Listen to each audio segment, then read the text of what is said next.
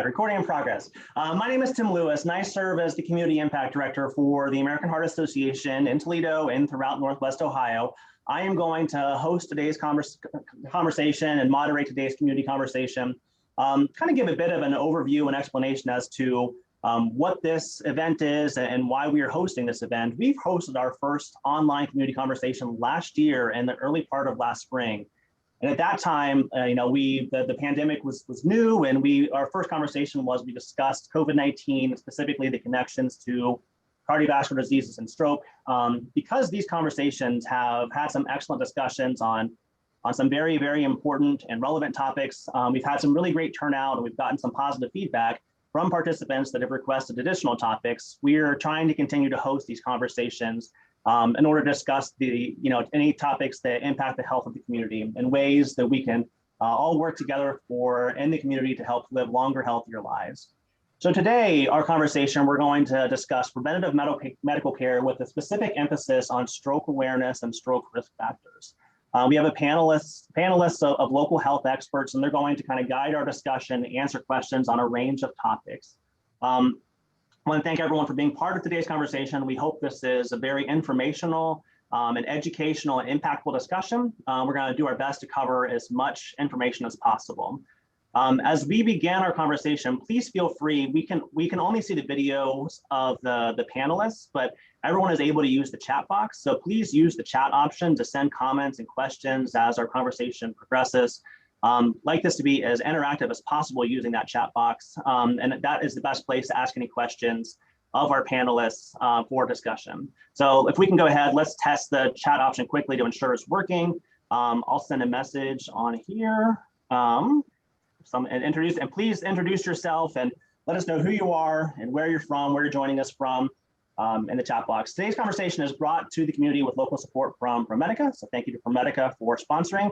I'm going to start the question with Dr. Burgess, who is a board certified vascular neurologist at ProMedica Physicians Neurology.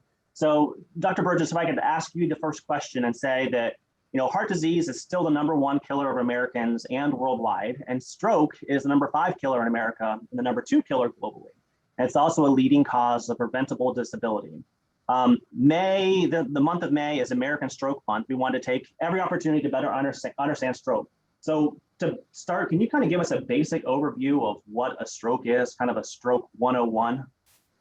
Certainly. And I'm really happy to get back into talking about prevention and stroke, which I'm so passionate about. Certainly, we've all been concentrating on some other things over the last year. And I think one of the problems is that people haven't been perhaps going to the doctor as much as they should have, haven't been taking care of themselves as well as they should have. So I'm really glad to have this opportunity to talk a little bit about how people can prevent strokes.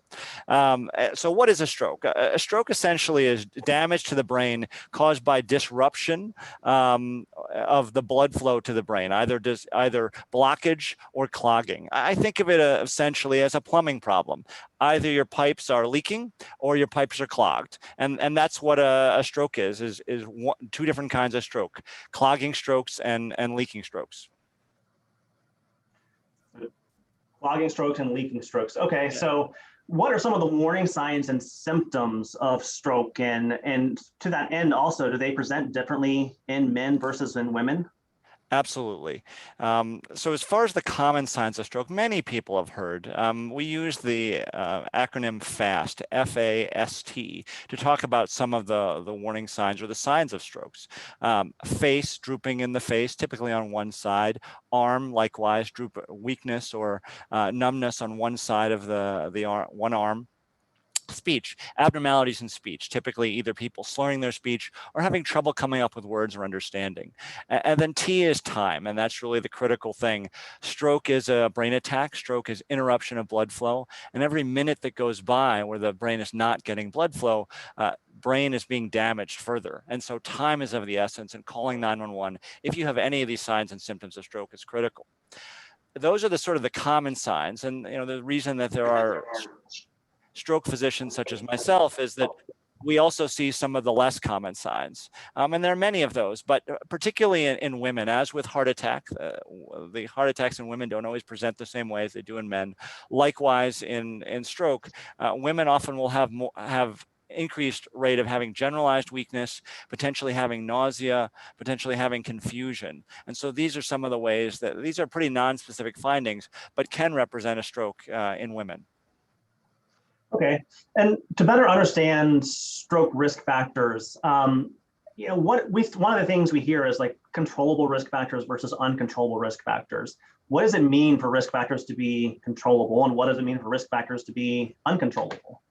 Absolutely. So it's a bit of nature and nurture as far as building your stroke risk factors.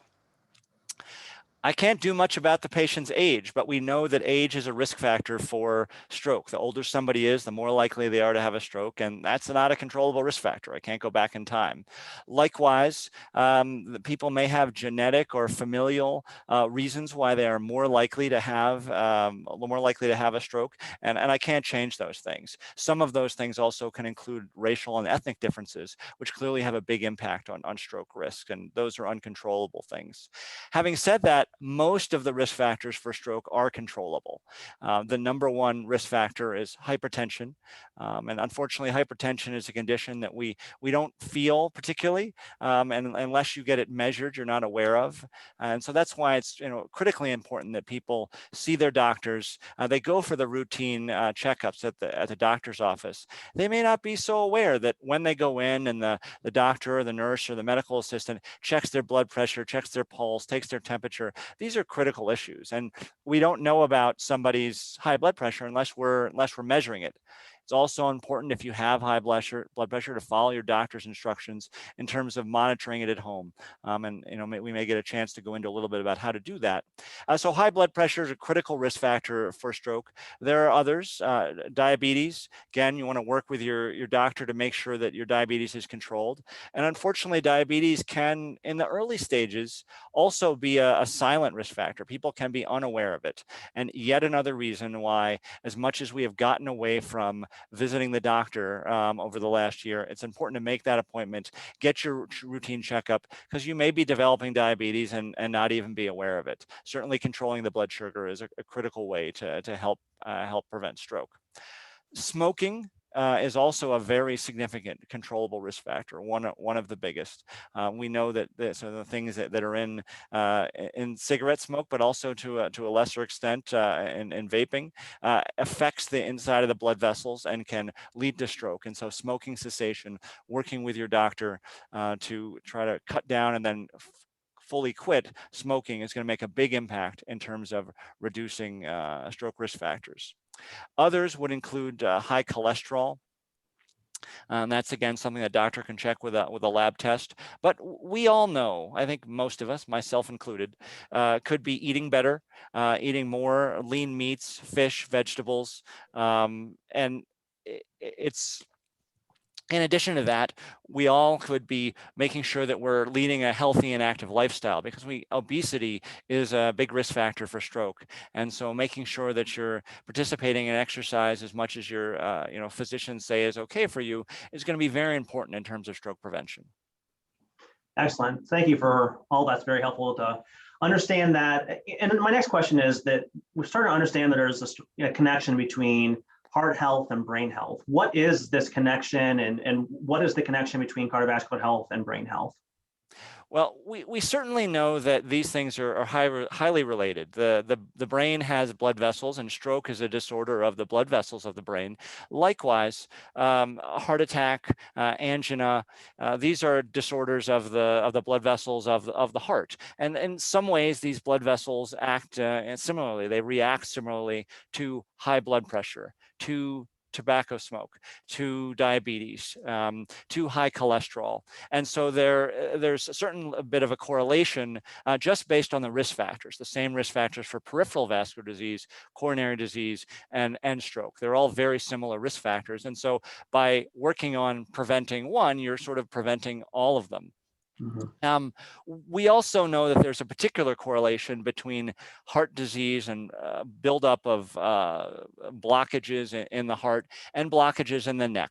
And so one thing I haven't talked about is the hardening of the arteries, narrowing of the blood vessels in the neck, which is a significant risk factor for stroke that, again, you may not be aware of unless you get checked for that. But people who have heart disease often will have carotid disease as well.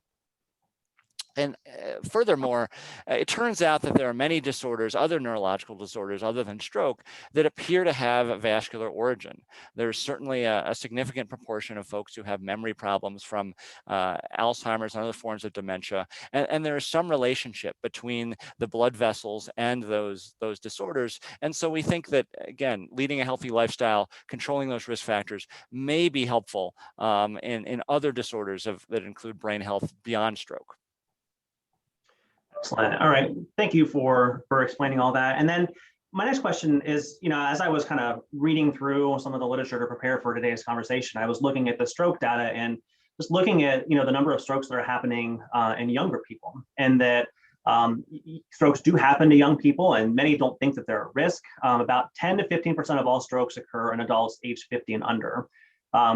Recent research shows the same factors that cause strokes in older adults that you just kind of elaborated on, like high blood pressure, high cholesterol, obesity, diabetes. Those are also causing increased incidences of stroke in younger adults. But like you said, up to 80% of strokes can be prevented through those healthy lifestyle changes and working with your healthcare practitioners to control those risk factors. So what can younger people do to best prevent these risk factors from developing in the first place? Absolutely. So when we look at strokes in young people, we see a mixture of, unfortunately, early risk factors, the kind of problems with the blood vessels due to diabetes and high blood pressure and obesity and smoking that we used to see in older people, we're now seeing in younger and younger people, in part because of sort of the rampant obesity. In addition, we see some different risk factors for younger people, but again, it's important. I know certainly as a young person, I didn't necessarily get a PCP as early as I should have and start with that process. And I think it's very important, especially if you have a family history of stroke or heart attack or those sorts of risk factors, high blood pressure, diabetes.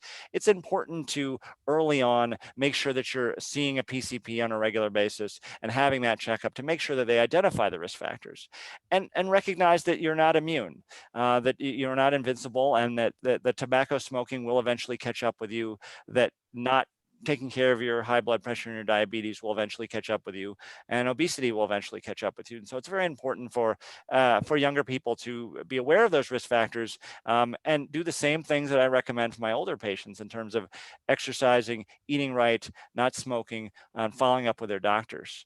There are other risk factors that younger people have. Young people get into accidents more than older people, and they have some problems with the blood vessels, particularly in the neck, dissections that can be a different risk factor for young people. And there are also some genetic conditions that aren't identified as a very young child that may show themselves as a teenager or a 20 or a 30-year-old. So it's, again, important to keep track of any familial risk factors and see a doctor on a regular basis. So PCP is primary care provider. If someone needs to be connected with, isn't currently connected with a primary care physician or provider, what are suggestions within ProMedica system? How do people get connected to kind of get started with establishing care? So that's a great question. I have to say, off the top of my head, I don't recall the phone number, but I know that we have a line where you can call in order to get hooked up with a broad network across a large number of ProMedica hospitals in order to get a primary care provider. That's critically important, and certainly something that hopefully somebody on the call has the phone number for that. Okay, great. So you said, as you said, strokes can happen to anyone, any age, any time, and you mentioned earlier the stroke warning signs and the importance of immediately calling 911. So you also said that of course, with time, the faster the better. That minutes matter. It can make the difference between a full recovery or a long-term disability. And you mentioned the fast warning signs. So just for clarification, can you just kind of go over one more time what Sure. the fast warning signs are? Absolutely. So, and this is something that whether you're, 8 years old or 80, it's important to know about. And perhaps it's you that you're helping, or perhaps it's a family member. And so we do our best to go out to schools and educate kids as well. And we go through the fast warning signs. So F for face, so drooping of the face, sort of the classic facial droop for stroke is a big warning sign. And that's a sort of a critical one. It oftentimes goes along with some of the others. Next would be arm. So numbness or weakness, again, lack of coordination, a weakness, drooping of the arm, a numbness, an abnormal feeling in the arm, usually on one side and not in both, that oftentimes goes along with the facial changes. So face and arm as far as numbness and weakness, and then speech. The speech can take many different forms, from a slurring, a marbles in the mouth, what we call a dysarthria, but it's a difficulty with getting the words out. On the other side, that can be something more fundamental about language, where the person who's having the symptoms isn't able to come up with words. Not that they're unable to pronounce them, but they can't even figure out what they are, or that they can't understand. These aphasia, or trouble with speaking, is a big warning sign, or is a big sign of stroke. So face drooping, arm numbness and weakness, and trouble with speech are the main warning signs. And again, time, calling 911 quickly, because stroke is a brain attack and time is brain. And I'm told that the number for getting a primary care doctor within the ProMedica system is 1-800-PPG-DOCS. So 1-800-PPG-DOCS. That's the way to get a PCP. That's certainly very important. And people ask me, not uncommonly when they've come in with a stroke, how to get hooked up with a primary care provider, which is important to manage the risk factors. So as you said, strokes can have many different effects on the brain and have many different causes. What are the different types of strokes, just basically? Sure. So most of them, about 87% of strokes, are the clogging strokes. I mentioned the plumbing analogy, that it's all about the blood flowing through the blood vessels as water flows through pipes. And most are due to a clog. A smaller percentage of strokes are due to leaking of the pipes. So there's a leak in the blood vessel. Either there's an aneurysm or something wrong with the blood vessel, or just pressure causes them to rupture. And so the two main kinds of strokes are the clogging strokes and then the leaking strokes. We call those ischemic as the clogging strokes, and hemorrhagic for the leaking strokes. All right, excellent, thank you. I kind of want to shift. We're talking about prevention of strokes to treatment of stroke. Your stroke program at ProMedica has earned several awards with the Guidelines Stroke Initiative. Can you explain the range of stroke care options you have at ProMedica throughout your hospitals and outpatient clinics? Yeah, ProMedica is a huge system that has a lot of hospitals across the Northwestern Ohio and Southern Michigan. Having said that, we have a comprehensive stroke center at Toledo Hospital and multiple primary stroke centers. And in each of those locations across the ProMedica system, we take care of stroke. And many times you're able to go to your local hospital and get excellent care at your local primary stroke center. Oftentimes with consultation as needed with stroke experts from the comprehensive center using video links or teleconference, that sort of thing. And so there's sort of a broad system of hospitals with providers in primary stroke centers and the comprehensive stroke center in the ProMedica network. Okay. And I just want to thank you for that explanation. One of the groups of people that are at greatest risk for a stroke are those people who've already suffered a stroke. So, treatment, of stroke and then recovery of stroke. But people who've had a stroke are at a higher risk for a secondary stroke. What should stroke survivors and caregivers be aware of to help prevent a second stroke? So certainly it's important to follow up with your neurologist after you've had your stroke. Oftentimes in the hospital, when somebody's had a first stroke, we do our best to identify the risk factors, what led to that particular stroke. And there's a couple of different sort of reasons that people have a stroke. We've talked about the diabetes, the high blood pressure, the smoking, obesity, all of these things as risk factors for stroke. But it turns out there's sort of those combine to cause strokes in a couple of different ways. Some of them come from the heart, whether it is the valves of the heart or the squeezing of the heart, or even the rhythm of the heart. And so it's one of those things as we try to identify why the stroke happened and which of those things it points to in order to then target therapy down the road. In addition, the pipes that go between the heart and the brain can get narrowed, so-called carotid stenosis. And that's something we do our best to identify when people come in and they have their first stroke. Sometimes it's the blood vessels up in the head that are narrowed, and sometimes it's another cause that I haven't mentioned. And so what we do when somebody comes into, again, either a primary stroke center or the comprehensive stroke center within the ProMedica system, is not only do we help them to try to be treated for their stroke, but then we try to figure out the underlying etiology, whether it's from the heart or the neck or from the head. And then we address all the risk factors that they have in order to try to reduce the risks of further stroke. And so the first step is identifying the why and what the risk factors are. And then it's targeting medications at those risk factors and lifestyle changes at those risk factors, and doing our best then to prevent strokes in that way.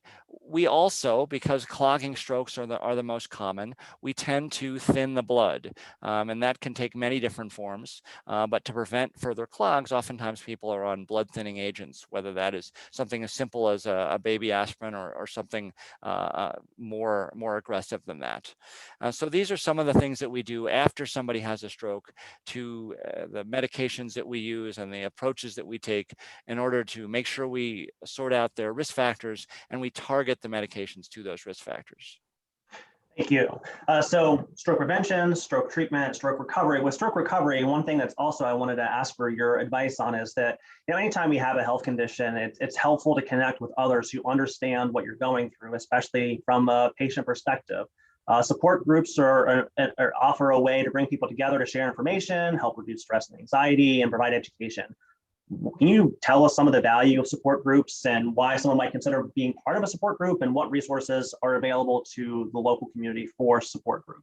Yeah, no, stroke support groups can be critical. So whether it is for the patient, whether it's for the caregivers or family members, it can be a very scary thing when this happens to either you or one of your loved ones. And understanding that there are other people out there that are going through the same thing that you're going through, or your family member is going through, it's helpful for people. There's a fair rate of folks who are sort of down and depressed after stroke, and so it's important to connect with other people who've had that experience, and share resources, share share time, and share your feelings, and sort of go through that. But in addition, I know, as much as I go through with patients and patient families, all of these the pieces of data about what are the risk factors and how to prevent it and such, I think that it bears repeating. And it also, when you talk to other people who have gone through some of that, sometimes things that you may not have understood or you may not really have appreciated the significance of, other folks who have gone through this perhaps are one of the best people to talk to you about how to deal with some of your risk factors that perhaps the doctors may not be as helpful with in some cases. I think particularly in the cases we struggle with helping patients with their weight and with smoking. There are medications, there is counseling, but there are a lot of individual interactions that are critical to that as well. And I think stroke support groups can really help in that regard. Certainly ProMedica has stroke support groups which meet on a regular basis at the different hospitals, and really that's something that we encourage people to do after they have their strokes or their loved one has their strokes. All right, thank you very much. You covered so much information. Thank you for your time. I will ask one final question. It's kind of a big question, but I work for the Heart Association, and we're always making things. Our mission is to always make things better. So how has stroke treatment and care changed over time, even somewhat recent past? In the past 5 to 10 years, how is treatment different now than it was 5 to 10 years ago, and what might be possible in the next 5 to 10 years? Yeah, it is. I mean, it's a great, for me, it's a great field to work in, and it's great for my patients because it's really been a revolution in the last 20 years. I started in stroke in about 2000, and what we're able to do now is quite remarkable. Certainly, we have made big advances in understanding stroke and addressing the risk factors in terms of medication and other approaches. And a lot of the great advances over the last 20 years have been in acute treatment. They've been in treatment of the patient who comes into the hospital with a stroke. And as most of them, 80 to 87% of strokes are the clogging strokes, it is unclogging those arteries that has really had the biggest revolution.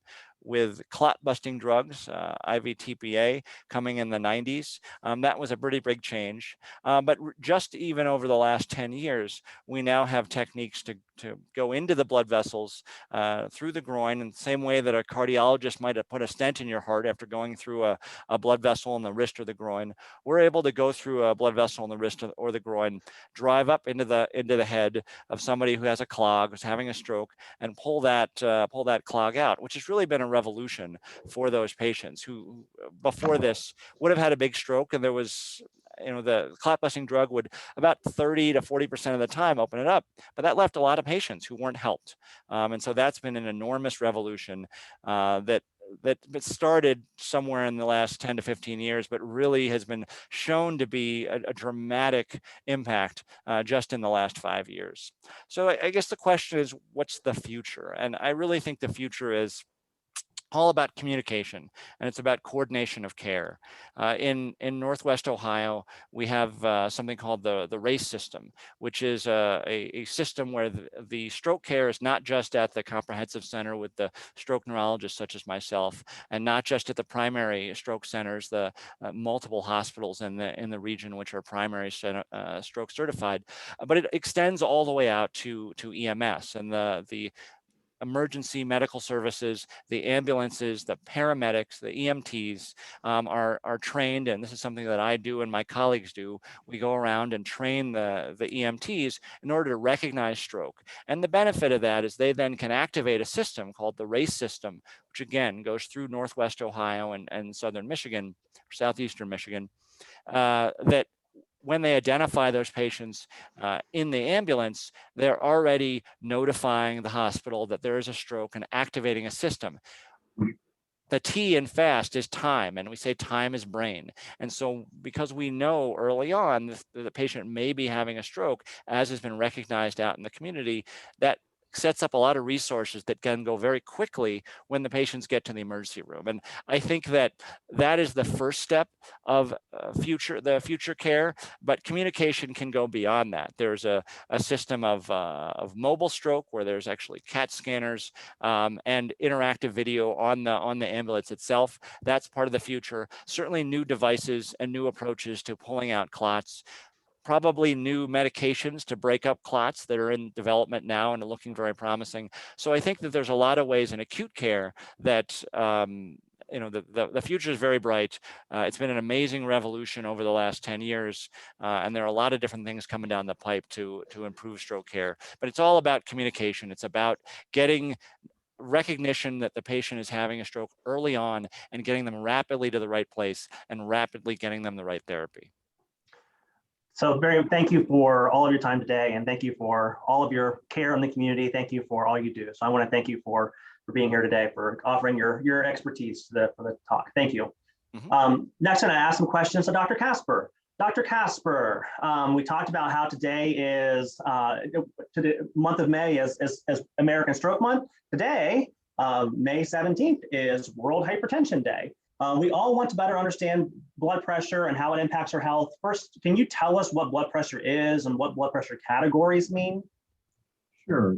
Yeah, blood pressure is obviously the pressure in your pipes. So as the heart is pumping blood through the body, you want to maintain that at an appropriate level. And an average blood pressure for an individual is 120 over 80. 120, the higher number, is called the systolic blood pressure, and that's when the heart is squeezing and pushing blood flow through the body. Then as the heart relaxes and opens up, that pressure drops, and that's the lower number. That's called the diastolic. So that's really when the heart relaxes. both those numbers can be abnormal or just one can be abnormal. Stage 1 high blood pressure can be, say, when your blood pressure is between the systolic is 120 to 130, and maybe the diastolic is 80 to 85. Those are a little bit high. And maybe at that stage 1 level, your primary care doctor may institute some lifestyle changes. Instituting some exercise, watching your salt intake from a diet perspective, techniques, cognitive behavioral therapy to control stress, can help relieve some of those things. It can be important factors of helping you control your blood pressure and manage it better when it is that stage 1.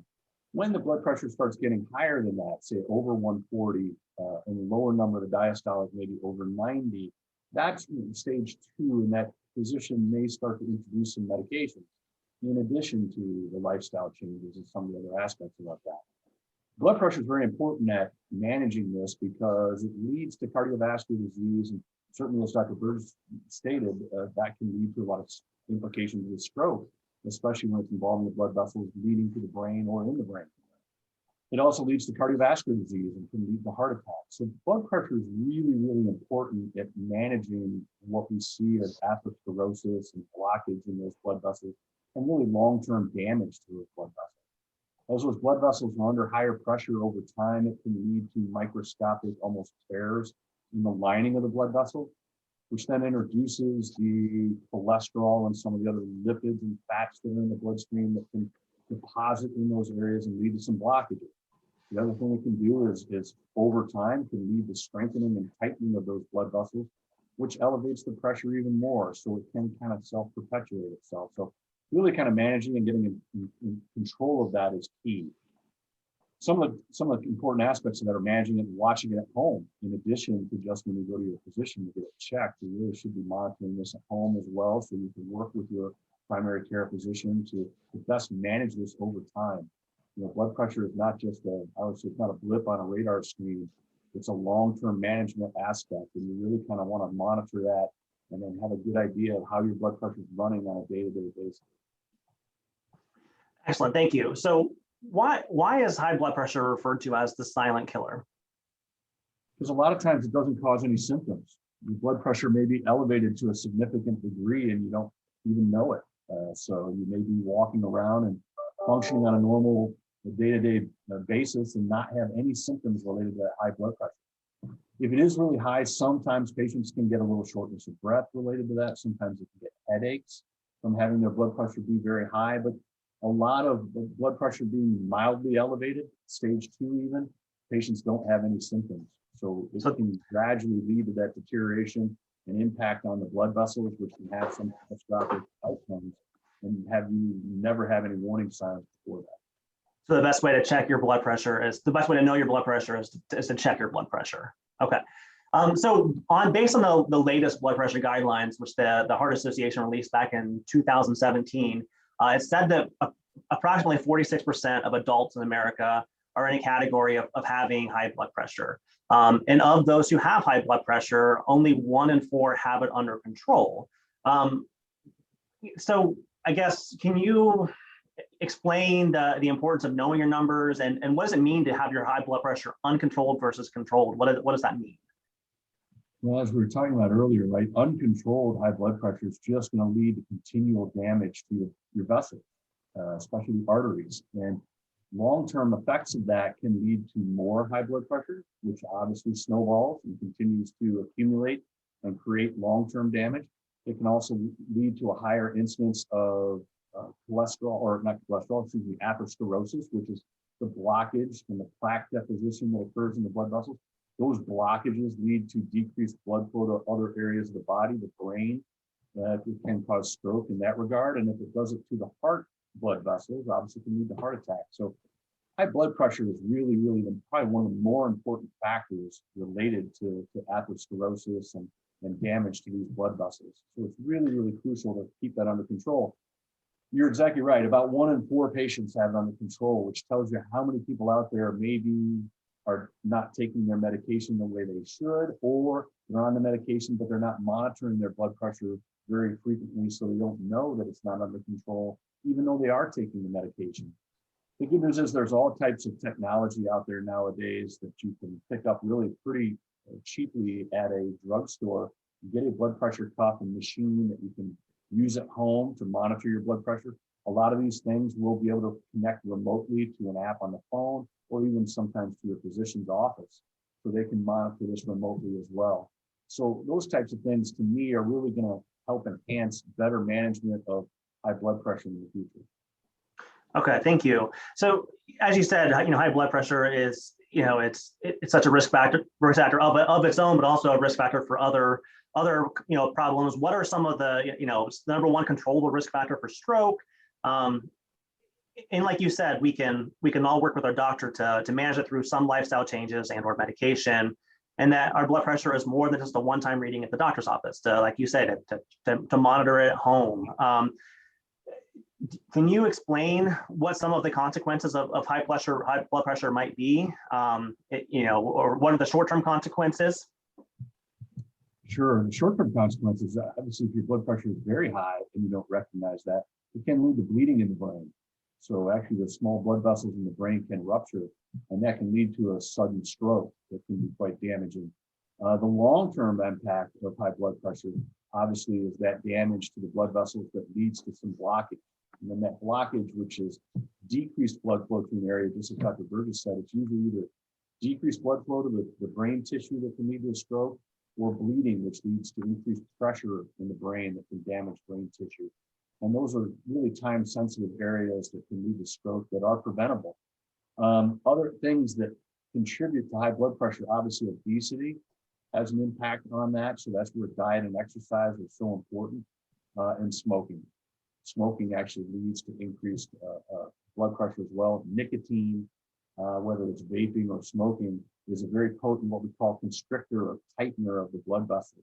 And when those blood vessels get tightened, it leads to increased blood pressure as well. And that can contribute to laying down the deposition of plaque and blockages in the blood vessels. So those are the really kind of most important factors, in my opinion: controlling blood pressure, diet and exercise, obesity, and then managing smoking and smoking cessation. Those things are really important and impactful. Okay, excellent. Thank you. Next question I have is specifically about pregnant women and how stroke risk increases in women who are pregnant, and that in the United States, the high blood pressure during pregnancy is becoming more and more common. And I found a stat that researchers have recently found high blood pressure complicated about 80,000 pregnancies in the year 2018, which was almost twice as many as in about 10 years before. But pregnant women who also have preeclampsia increase the stroke risk, not only at the time, but for later stroke risk later in life. As you said, high blood pressure is one of the most common issues that we face, especially for moms, and it can be a warning sign for future conditions. How can we better support pregnant women from developing high blood pressure while pregnant? Yeah, it's a really interesting phenomenon that we've seen that rate double in 10 years. You're exactly right. And it can be very dangerous, not just to the mother. Obviously, the pregnant mother with high blood pressure, that can be dangerous to her vessels. You brought up the point that it's very important that if they do have that during pregnancy, it does put them at risk of high blood pressure later, after delivery, later in life. But it also leads to premature birth and low birth weight. So really controlling that blood pressure during the pregnancy period is exceedingly important. Can lead to what we call placental rupture, which can be separation of the placenta, and increased bleeding, which can put the pregnancy at risk. So all those things are really, really important, that if you are pregnant, that you're monitoring your blood pressure on a regular basis. I don't think we have a clear handle yet scientifically on why we're starting to see that level of blood pressure increase and become more frequent in pregnant women, but it is something obviously we're looking into and continuing to monitor very closely. Okay. Thank you. One of the things you mentioned just a few minutes ago was the importance of a healthy, nutritious diet. And specifically with high blood pressure, one thing that that we always hear and the research says is that reducing sodium is an important component to having a healthy blood pressure. But I've seen stats that 9 out of 10 Americans consume more sodium than the recommended level. Can you tell us suggestions on the effects of excess sodium and simple suggestions on how to lower our sodium intake? Sure. You're exactly right. And when you think about pressure, it's as simple as high school physics. A lot of it has to do with volume. The more volume of fluid there is, obviously the higher the pressure can be. And fluid in the body tends to follow sodium. So obviously sodium is a very important part of salt.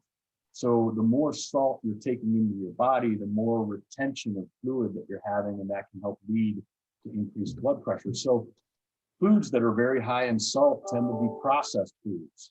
So when you look at processed foods at the store, you can look at labeling. Now the FDA requires all those contents to be put on labels, so you can really look and see what the daily allowed amount of sodium is on some of the products that you're buying at the grocery store. So processed food are going to be much higher. What's much better is natural, organic fruits and vegetables. Really kind of the more fresh food that we can buy, the more fresh food that we can make, the lower sodium content that's going to have, and the better that's going to be. The fast food is going to be typically very high in salt content as well. So really kind of just that healthy diet that we all know, more fruits, more vegetables, more lean meats, all those things will really have an impact. Certainly on helping control your salt level. Okay, thank you. And my next question is about, we talk about high blood pressure, but one of the things we need to better understand is stress and stress management, and our mental health and how we manage our stress and all. But well-being is more than just the absence of disease. And studies have shown that a person's well-being and cardiovascular health are often closely aligned. How can we as individuals better assess and manage our own mental health? Well, I think it's really obviously very important now. I think we're just probably even seeing the tip of the iceberg of what the pandemic has done to so many people with regard to stress. It's been a very difficult year in so many ways. People have been away from loved ones that haven't been able to interact with individuals the way they have in the past. There's obviously been a lot of stress related to work and changes in work environments related to the pandemic. And even before the pandemic, I think we all deal with a lot of stress. Information comes at us in a very fast and frequent way nowadays with the advances in technology. And I think we're constantly getting pushed information. Some of that can be stressful, some of that maybe not. So I think it's really important when you look at technology and you look at how you interact on a daily basis to really start taking things down a notch if you can. There are plenty of apps out there that have cognitive behavioral therapy techniques that can help you relieve stress. There's a lot of simple things that can be done, just the simple relaxation techniques that I think we've all learned. Deep breathing, getting to a quiet space, turning off the outside noise and all the other things going on, and just finding some time to relax.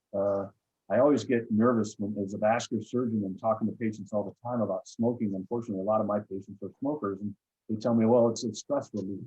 Actually, smoking is actually a stimulant, so it's actually worse for stress. But I tell patients that what they probably gain out of that cigarette is they go take a break. They maybe leave a situation and go have a cigarette, and they're calming themselves by doing that, but they can do that without the cigarette. I try to tell them, stick a chewing gum or something like that and go take a break and relax. But some of those simple techniques I think can really help. And stress is an important factor. Certainly stress is a big contributor to your overall well-being, but also your blood vessel health because of the increased blood pressure and hypertension that occurs with stress. All right, thank you for that answer. Thank you for all of your time this morning. Thank you for all of your care in the community. I'm going to come back one last time to everyone at the very end. I'm going to ask a few questions. Stephanie, if you could join us. I'm very happy to be introduce Stephanie Mole, who is the Vice President of the American Stroke Association. And Stephanie, if you can kind of tell us, what is the American Stroke Association and what is the role of the American Stroke Association? Sure. Thanks, Tim, and happy American Stroke Month and World Hypertension Day to everyone. I appreciate you having me. The American Stroke Association was created in 1998 as a division of the American Heart Association. Although AHA had been supporting research and other work on stroke for decades prior to that, the creation of ASA served to elevate the focus on stroke. Our mission is to be a relentless force for a healthier world with fewer strokes. We team with millions of our volunteers to prevent, treat, and beat stroke by funding innovative research, fighting for stronger public health policies, and providing life-saving tools and information. So prevent, treat, and beat stroke. It's a great, it's great. Thank you. So what are the current priorities of the American Stroke Association? Yeah, so as you just said, we work to prevent, treat, and beat stroke by focusing on 3 strategic priorities.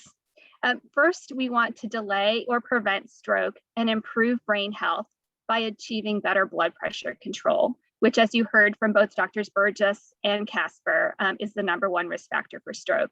And we know that quite honestly, the most effective way of reducing stroke mortality is preventing that stroke from occurring to begin with. Second, as Dr. Burgess also mentioned, time is critical in treating stroke. So we also focus on reducing disability from stroke by optimizing acute event survival. In other words, we want to both speed up the delivery of acute stroke treatment and increase the percentage of patients who are receiving care. And finally, we want to reduce disability from stroke by improving stroke disease management through increasing access to high quality rehabilitative services, supporting patients in preventing second strokes, and providing practical and emotional support to patients and their families. All right, thank you. And then, you know, the American Stroke Association has pillars. What are the pillars of your work? Sure. So the pillars are really the way that we work to achieve our strategic priorities. And so much like the American Heart Association, we have 5 ways that we work to do that. First, by leading breakthroughs in science and technology. Over the last decade, the American Stroke Association has funded over 1,300 research projects, totaling nearly $230 million in stroke research. Articles in our monthly stroke journal have been downloaded more than 9 million times over the last 3 years. And then we also update 8 major stroke scientific guidelines regularly so that health professionals have the latest recommendations for providing high quality care to their patients. We also work to change policy. We work with our advocates at the federal, state, and local levels for public policies to improve the delivery of stroke care. So for example, our advocacy with Congress led to the passage of the Furthering Access to Stroke Telemedicine Act in 2018, which is giving stroke patients access to faster, better care by requiring Medicare to cover telestroke consultations. We also work to change systems. So Dr. Burgess talked about the importance of having those stroke systems of care in place. So we work at the regional and local level to help hospitals and EMS agencies put in place those stroke systems. This includes campaigns to teach communities about the warning signs of stroke and the urgency to call 911. For example, we're currently working with EMS personnel and local stroke stakeholders to implement stroke transport plans to ensure that patients are transported to the closest and most appropriate stroke center. We also work to transform healthcare. Our suite of quality improvement programs helps to ensure that patients get the best care possible. Our foundational program, you mentioned it earlier, Tim, is Get With the Guidelines Stroke, which provides more than 2,200 hospitals across the country with tools and resources to increase their adherence to the latest research-based guidelines. And then we also have Target Stroke, which is an initiative that Get With the Guidelines Stroke hospitals can participate in to improve their patient outcomes by shortening treatment time. And then finally, we partner with the Joint Commission to certify 4 different levels of stroke centers that meet rigorous care standards. And then finally, we work to transform communities. And I know that's a big part of the work that you do, Tim. But as we like to say that, you know, the ASA works through our Together to End Stroke initiative to prevent stroke by empowering Americans to live healthier lives and protect their brains, to treat stroke by raising awareness about the warning signs and the acronym FAST, and to beat stroke by enhancing support for survivors, loved ones, and caregivers. And in particular, we support stroke survivors and their caregivers with practical and emotional support available in a variety of different ways, such as our support network community, We also have a telephone support through our toll-free stroke warm line. And then we help people to find their local stroke support groups, such as the ones that ProMedica has through our Finder website at stroke.org. Excellent. Thank you. And as we kind of mentioned over the course of the conversation, the month of May is American Stroke Month. Today is World Hypertension Day. What does that mean, and how can people support these campaigns? Yeah, thank you. So, you know, we are doing stroke education year round, but certainly during the month of May, there's a heightened focus from the media and across the country during American Stroke Month and High Blood Pressure Awareness Month. So we certainly want to support that.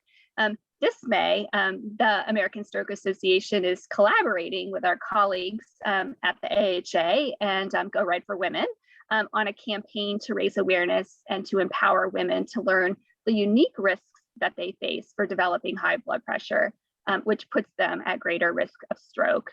Dr. Casper talked about risk factors during pregnancy, particularly high blood pressure, but also things like high blood sugar can cause increased risk of stroke later in life. And there are other examples of how different life stages for women also in fact affect their stroke risk.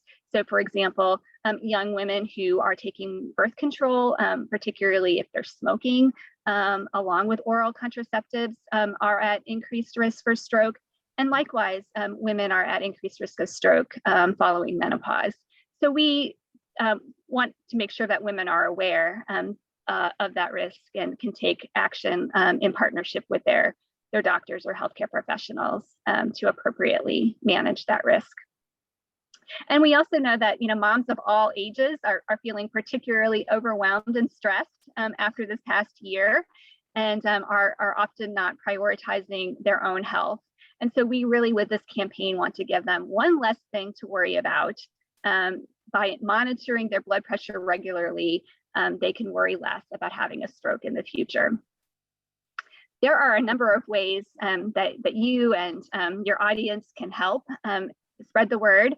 We have a number of infographics and other educational resources available online at stroke.org or at gorideforwomen.org/risk. We have a great video called One Less Thing to Worry About, and that I would encourage you to share through social media. And of course, it's important that you learn and share fast. All right, thank you so much, Stephanie. And then we have one last speaker who's going to be a panelist for today, and it's a local. Mike, I'm just going to tee it up by saying, can you please, thank you for joining us. Can you please tell us a little bit about yourself and share your story? Okay, well, thank you very much, folks. The stroke happened to me 6 years ago, day after Christmas. And what you were talking about fast, that's exactly what happened. Got out of the shower and I noticed that when I was starting to shave, my mouth was drooping. Then when I tried to tell my wife that I think something is wrong, I was just mumbling. And with my arm, I saw it, I did not feel it at all. And thank goodness, thank God, that 2 miles away from my house is the fire station. And the EMS, according to my wife, said they were there within 5 minutes after she called. And Julie Schauber, she said to me that I was one of the first people to go under that race alert. And, when you have a stroke, you know something is going on, but you don't know exactly what. But I remember the ride in the ambulance. I remember a tall blonde lady leading my stretcher, and that happened to be Julie. But I was very blessed with the fact that the TPA took effect rather quick. I started to think and put thoughts together during the procedure yet. You remember Dr. Zetti saying, "Mike, don't move." So I think I knew where he was going. But right after he said that, I started to think, and spiritually, many people don't believe what I'm about to say, but I said, what if this is it? What if this is my time? As soon as I thought that, I felt a pressure on my left shoulder. A priest said to me that, oh, it's probably a nurse or a doctor, but there was nobody there. And as soon as I felt that pressure, my whole body just seemed to go, what will be, will be. And that gave me a whole new outlook and a whole new purpose. How blessed I was with what I have, and just thankful. And the doctor even says, Mike, when I thanked him for saving me, he says, I didn't do it. The man upstairs did, Mike. Oh, that was, sometimes something bad has to happen for you to be awakened and do right. I'm not wishing anything bad to happen with anybody, but with me, that's what took place. That is so heartening. Thank you for sharing that, Mike. And when you say you have a new outlook, what have you? I know one of the things you've done since is you are a very devoted volunteer. Can you tell a little bit about your volunteer experience? Okay, well, Father Us, he was a chaplain. Well, he still is, but he's semi-retired now. He asked if I still give Holy Communion in church, and as I do, and he said, well, we need some help at Toledo. And I said, sure, Father, I'll do it. And I needed a reference. So I figured what better reference than would be the doctors of the stroke unit and Melinda and Julie.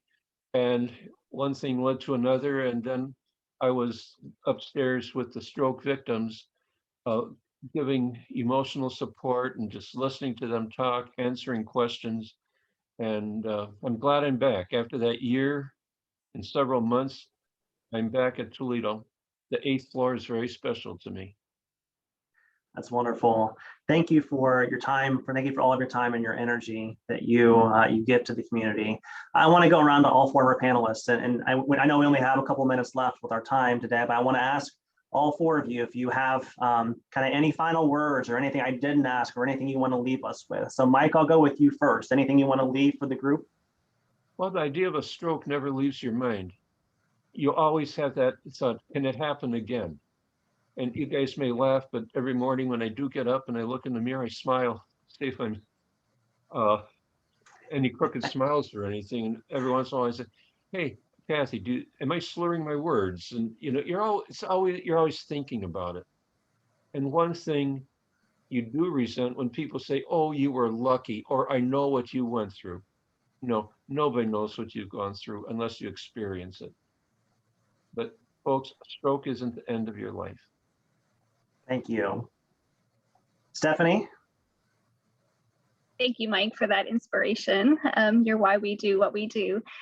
I guess I would just say, nobody really expects to have a stroke. I would just encourage everybody to take steps to reduce your risk and to learn those warning signs so that if you or a loved one is experiencing symptoms, that you can call 911 right away. Thank you, Stephanie. Thank you for joining us. Dr. Casper? Yeah, Mike, just thank you for sharing your story. I just think it's so unbelievably powerful to hear your firsthand recollection of what you went through. I think that's really impactful for a lot of patients. And thank you for your volunteerism. That's fantastic to give back and help others through this. And just really to echo what everybody else said, one point that I want to bring up is it's not uncommon for me to have a patient who's had a stroke, and as they're going through the symptoms, they may not recognize that it's happening to them. So it's typically a loved one that may notice that and pick up on that. So I think that's a really important factor for everyone to be aware of the symptoms, to look for that in your loved ones and your family members, because you may not recognize it when it's happening to you individually as well. But just to kind of continue to emphasize those things, continue to live a happy and healthy life, control the risk factors that you can as best you can, especially blood pressure and National Hypertension Day, and obviously the other aspects of exercise, diet, and smoking. So that's my a happy, healthy life. What more could we hope for? Control your controllables, control your risk factors. Thank you, Dr. Casper. Dr. Burgess, final word. Well, we have a great team, and it's, it extends from the ambulance folks to the mid-level providers and the nurse practitioners that Mike has alluded to within the ProMedica system.